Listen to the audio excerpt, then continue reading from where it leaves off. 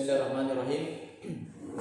Assalamualaikum warahmatullahi wabarakatuh. Alhamdulillah, kita bersyukur pada Allah Subhanahu wa taala atas segala nikmat yang telah Allah berikan kepada kita. Ma'asyiral muslimin, jamaah salat maghrib yang insyaallah dirahmati oleh Allah Subhanahu wa taala dan sahabat Quran dan Sunnah dimanapun berada.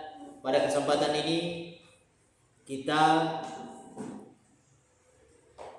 berada dalam kajian rutin setiap malam Ahad sunnah maghrib, dan insya Allah pada kesempatan ini kami akan menyampaikan satu kitab, yaitu kitab Munakahat, pernikahan.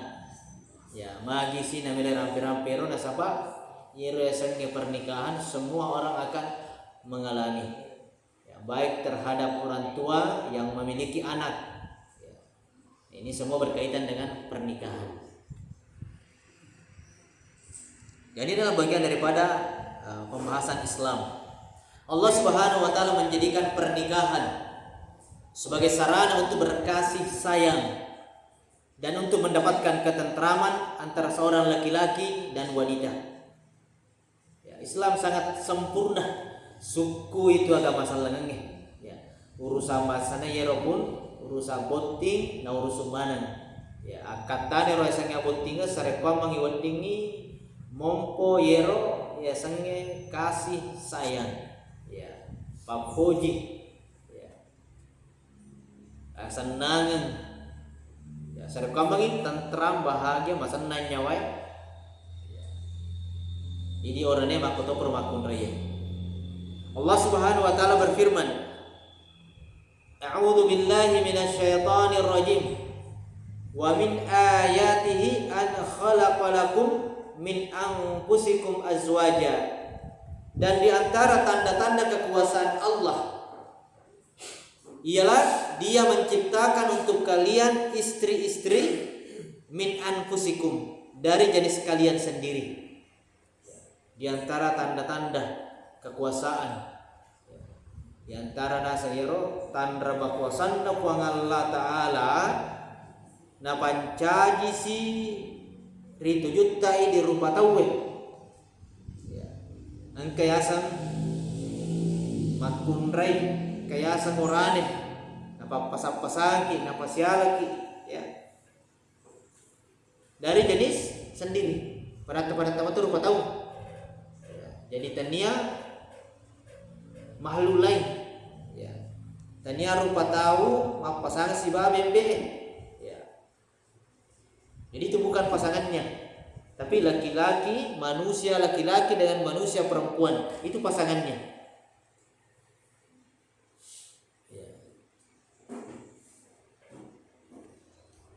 Min anfusikum azwaja, dari jenis kalian sendiri menjadi istri-istri kalian.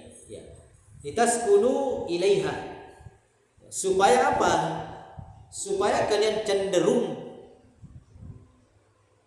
dan merasa tentram kepadanya. Wa ja'ala bainakum mawaddatan wa rahmah.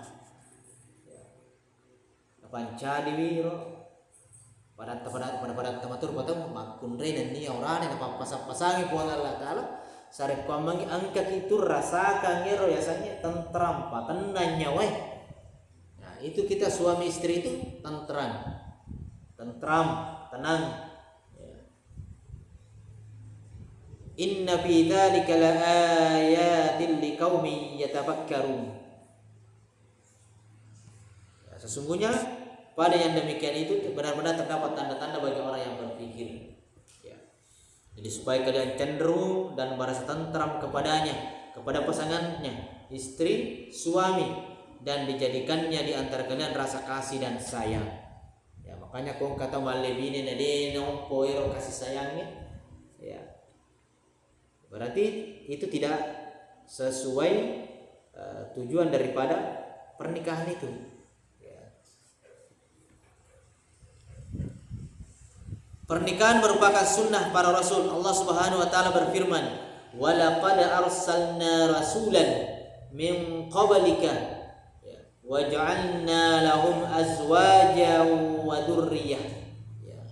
Dan sesungguhnya kami telah mengutus beberapa rasul sebelummu, dan kami memberikan kepada mereka istri-istri dan keturunan. Majap punasa si tongat-tonganna wa Allah ta'ala angketu nasuruh rupa tahu ya sengi rasul suruh watapanna, dan dia memberikan kepada mereka istri-istri dari keturunannya. Jadi itu nange suruena utus sebuah Allah Ta'ala angkato ya pasangan nah, yang ini pasangan yaitu istri. Para salaf dahulu sangat memperhatikan masalah pernikahan. Abdullah bin Mas'ud radhiyallahu anhu pernah berkata, jika umurku tinggal 10 hari lagi, ya, bendeng nih, wisang 10 mania sona umurku tuorilino, ya, sungguh aku lebih suka menikah daripada aku menemui Allah sebagai seorang bujangan. Majap kuranui ukurio nareko angka tak tubotti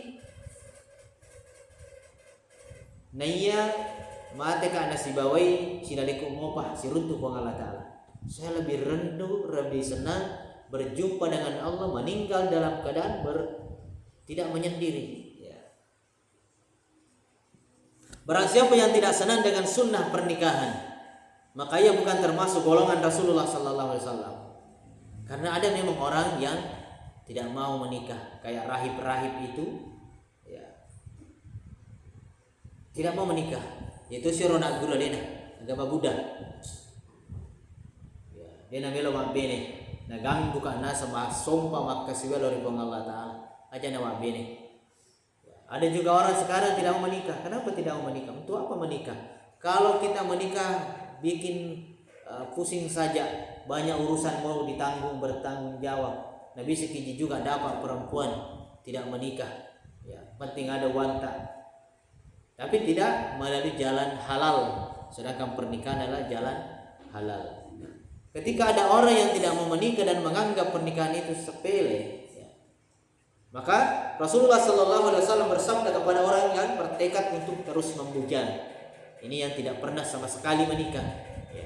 Faman raghiba an sunnati falaisa minni. Barang siapa yang tidak mau mengikuti sunnahku, falaisa minni, maka dia bukan dari golongan. Tania golonganku itu, tania anggotaku nasa nabita. Nena ngaku iki nabita.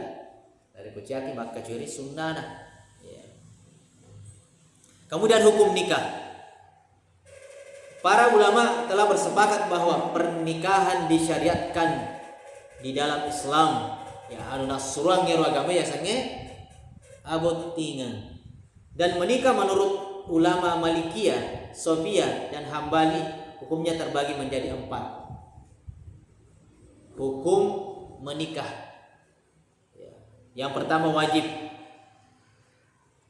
Ya. Engkana wajib itu biasanya abotingan. Makunrei makoto parorane. Menikah wajib hukumnya bagi seseorang yang memiliki syahwat besar dan khawatir dirinya akan terjerumus pada perzinahan. Ya, maksud sana sedih. Ya. Jika ia tidak segera menikah, ya, dengan pernikahan akan dapat menjaga kehormatannya. Jadi ada yang orang angkat tahu ya wajib nih boting. Dia nak jadi dia nak boting. Maka solan dari sesi dan dari kode nak boting. Maka itu wajib baginya. Ini kian dari kode itu nak kasolar dari sesi na. Itu tidak wajib, tapi kalau kasolan nih tidak bisa, nih tidak bahaya nih, bisa berzina dan lain sebagainya, maka dia wajib bernikah. Rasulullah Sallallahu Alaihi Wasallam bersabda, ya ma'syarasy syabab man istata'a minkumul ba'ah, wahai para pemuda, barang siapa di antara kalian yang telah mampu memberi nafkah, ya, mampu memenuhi menanggung istrinya, memberikan makanan, memberikan tempat tinggal, memberikan pakaian, maka fal yatasawwaj, maka hendaklah ia segera menikah. Sari komang inasa, ya botin itu bahasa itu, penulin pemuda. Fainahu aghaddul lil basar. Kenapa kita harus menikah kalau sudah seperti itu, sudah mampu nih, syahwatnya tinggi, ya. Karena itu lebih menundukkan pandangan dan lebih wahsana lil faraj. Wahsanu lil faraj. Dan lebih menjaga kemaluan. Kalau orang sudah menikah, maka pandangannya tidak akan kesana kemari lagi matanya. Tidak sembarang dilihat, ya. Bagi perempuan maupun laki-laki. Kenapa? Karena sudah ada di rumahnya, sudah ada suaminya, sudah ada istrinya yang bisa ditatap. Ya. Makanya kalau ada sudah berkeluarga, sudah punya suami, sudah punya istri, tapi masih cantik dilihat orang lain, masih ganteng dilihat sinetron, maka itu bermasalah. Padahal diantara tujuan dari pernikahan itu, ya, fa'innahu ghaddul lil basar, menjaga pandangan mata supaya kita tidak melihat lagi yang haram-haram, yang berkaitan dengan syahwat. Barang siapa belum mampu, ya. Wa man lam yastati, ya. Barang siapa yang tidak mampu menikah, dia kasih nulle botting, dia panaganna ya ronang ya sara-sara dia panulle panuhi. Fa alaihi bisawm, hendaklah dia berpuasa. Ya, puasa ini. Makanya kung kanata kaloro, ya, kanata anak darah, ya, dia sebenarnya sudah bisa menikah, sudah bisa menikah, tapi dia mana bukti? Ya, suruh-suruh mau puasa. Perbanyaklah berpuasa. Ya. Fa innahu lahu wijaun. Karena itu adalah pelindung baginya. Bisa dengan puasa itu menurunkan hasratnya, syahwatnya, mengekang. Malam buku-buku nak mau puasa, dia menrero nafsunna. Ya, akhirnya dia tidak berzina. Itu yang wajib. Kemudian hukum yang kedua mustahab. Ya, mustahab dianjurkan. Ya, dia itu wajib tapi ya suruhangan nih, perlu nih.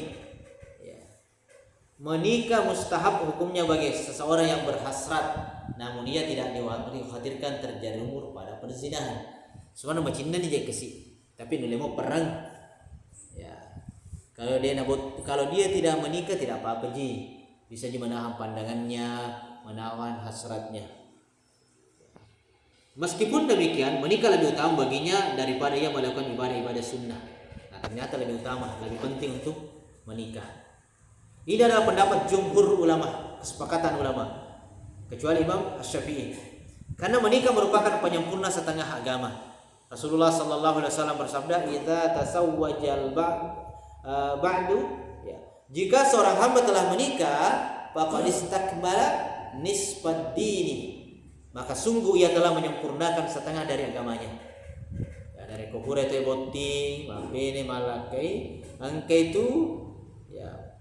itu kurang apa suku nala ni sitang ya rogamah sitang ngamani na tambay ng imatu ina romatu pakkasiwa ya fal yattaqillah fima baqiyah, hendaklah yang bertakwa kepada Allah dalam menjaga sisanya, ya setengah itu. Jadi kubur itu boti tawe bernima bene bernima langkai nakatan nini si tengah si pole rogamah iko seratu ya keseng agamai 50 ni nakatan ni. Jadi dia menina tambahin na suku agama na. Jadi to preboting. Ya, kalau dia pernah boting tawe, dia pa gaga na katani sipolo. Pakkamala na mo pa. Itu maksudnya. Kemudian yang ketiga makruh. Menikah makruh hukumnya bagi seseorang yang belum berkeinginan untuk menikah dan dia juga belum mampu untuk menafkahi orang lain. Dia sahana mero boting. Dia pagaga oleh pandre benena. Ya, dia pagaga gaganna. Ipasai melo boting. Itu makruh. Maka hendaknya ia mempersiapkan bekal untuk menikah terlebih dahulu.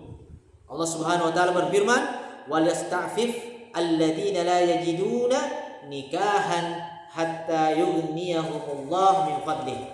Dan orang-orang yang belum mampu untuk menikah, hendaklah mereka menjaga kesucian dirinya sehingga Allah memampukan mereka dengan karunia-Nya. Ya, sabaraban jolo. Sapa-sapa mau kijolo, perbaiki dulu keimanan, belajar agama dan lain sebagainya. Yang keempat, haram. Nah, ternyata ada pernikahan yang haram. Tidak semua pernikahan halal. Ada bahkan yang haram. Menikah haram hukumnya bagi seorang yang akan melalaikan istrinya dalam hal jima dan nafkah, atau karena ketidakmampuannya dalam hal tersebut.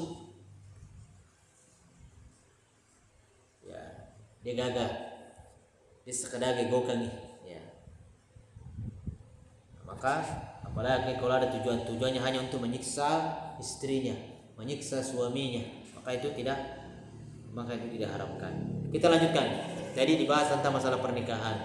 Ya, ini pernikahan luas karena kita ya punya saudara, punya keluarga, punya teman, anak dan lain sebagainya. Kemudian pernikahan yang dilarang. Ada pernikahan yang dilarang.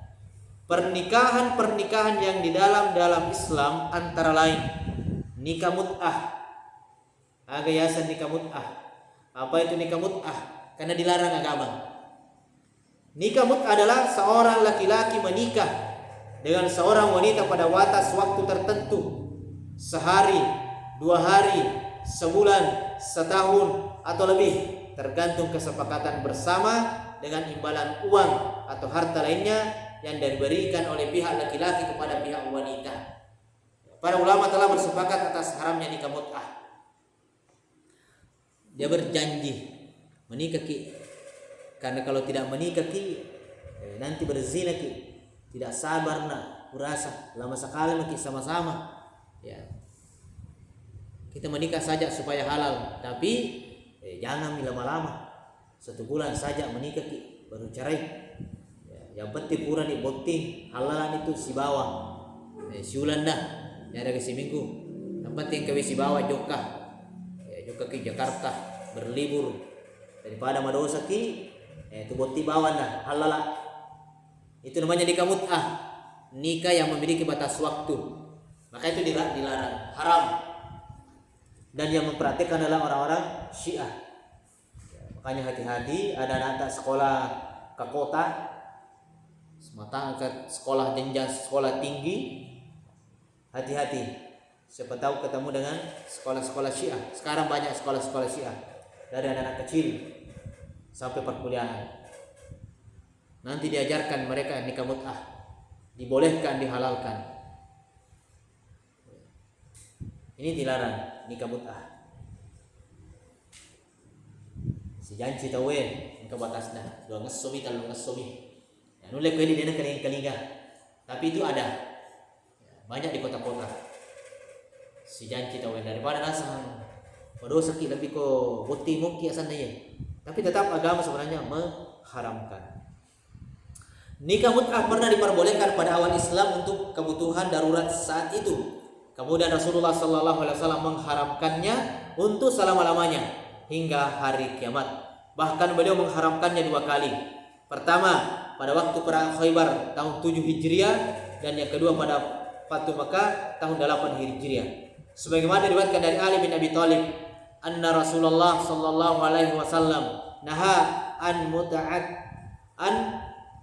muta'atin nisa'i yauma Khaybar wa an aklil humuri al-insiyah. Bahwasanya Rasulullah sallallahu alaihi wasallam melarang nikah mut'ah pada hari perang Khaybar dan melarang memakan daging keledai jinak. Dilarang Nabi pada waktu itu perang nikah mut'ah.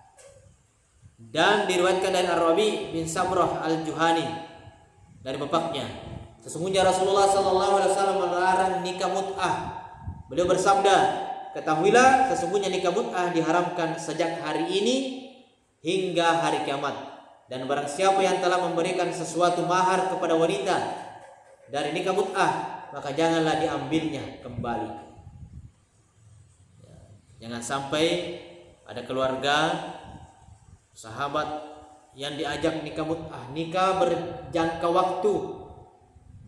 Ada yang ajak anakku menikah, Ustaz, pakai jubah, cuma 1 tahun sih, berjanji 1 tahun saja.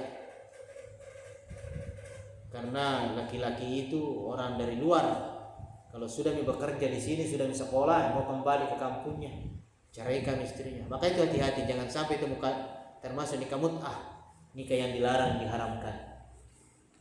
Beda kalau kita tidak ada rencana bisa cerai, tapi takdir menceraikan kita. Beda. Ini direncana. Setelah jelas tentang keharaman nikah mut'ah berdasarkan dalil-dalil di atas, maka barang siapa yang melakukan nikah mut'ah berarti ia terjerumus dalam perbuatan zina. banyak itu di kota-kota.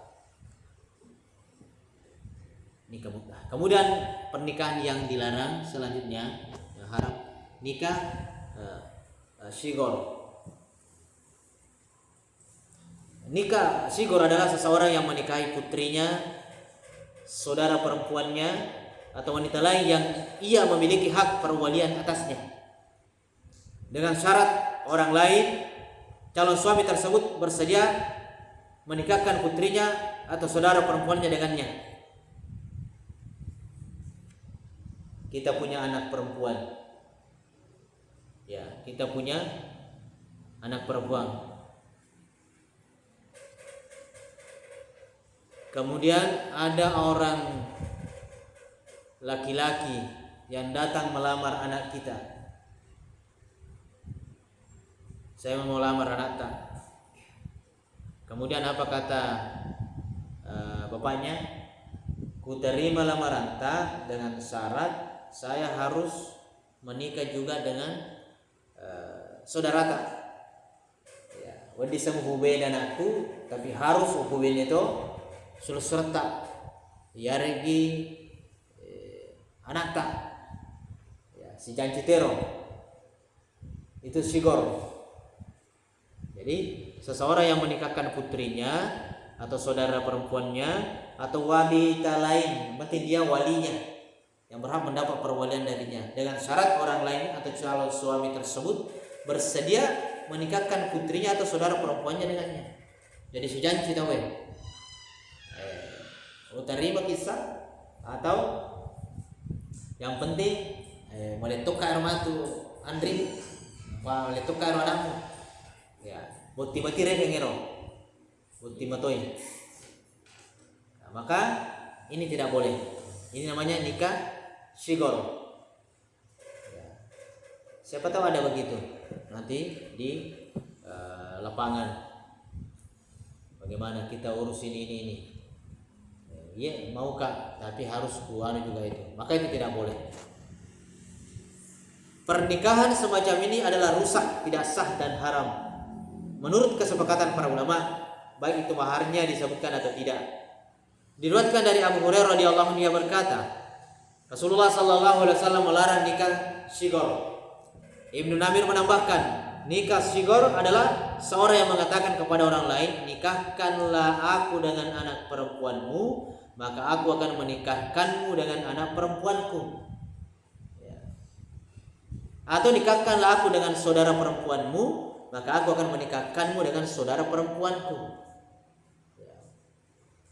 Itu shigor namanya.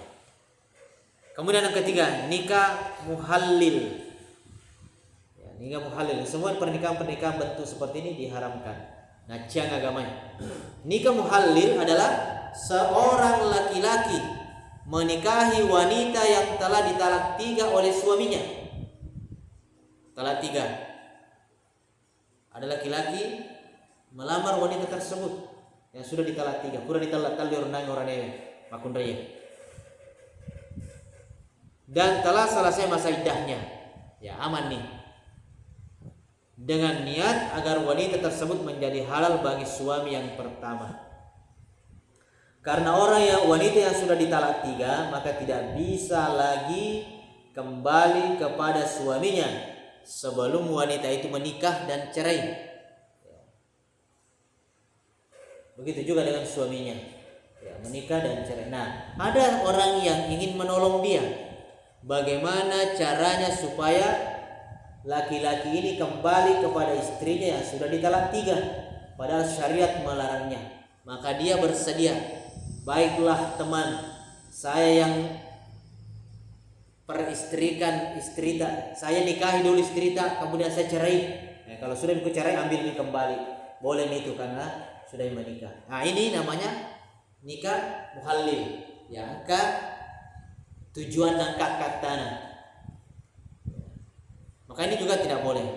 Ya, kecuali kalau wanita yang sudah ditalak 3 ini menikah murni, betul-betul menikah, suka sama suka, tidak ada tujuan untuk cerai lagi. Namun dalam perjalanan tiba-tiba dia cerai lagi dan suaminya juga seperti itu, maka boleh dia kembali karena tidak ada perencanaan untuk cerai. Tapi kalau ini memang rencana, memang biar menikah dulu baru cerai, supaya bisa kau halal sama suami, maka itu tidak boleh. Dan yang diperhitungkan dalam ini adalah niat suami yang kedua, yang muhalil tadi. Ya. Pernikahan semacam ini adalah rusak, tidak sah dan diharamkan. Menurut jumhur ulama, diriwayatkan dari Ali yang berkata Nabi sallallahu alaihi wasallam bersabda, "La'anallahu al-muhallilah wal muhallala lahu." Allah melaknat muhallil dan muhallalahu. Ya, laknati, benci puang Allah Taala. Nah, padahal makasih akad tanah belum pasti disuangi renang atau pure telat telu. Nasabah sarana telat telu ya pura botti. Nah, makanya kada taruh di kubene ki jolo apa ki masrang pada sini songko lakemu. Itu tidak boleh.